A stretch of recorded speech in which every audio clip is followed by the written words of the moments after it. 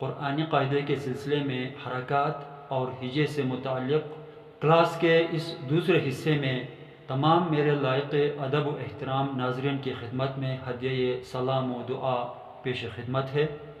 یہ وعدہ کرتا ہوں کہ بر وقت کلاس اور پروگرام آپ کی خدمت میں ننھی اولادوں کے حق میں ضرور پیش کرتا رہوں گا انشاءاللہ تعالی۔